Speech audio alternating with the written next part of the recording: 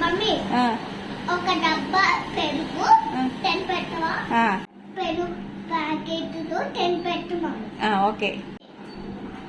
పన్నీరు 10 పెట్టు మమ్మీ. కూలిక్స్ 2 పెట్టమా? మరి పేరు 1 పెట్టమా?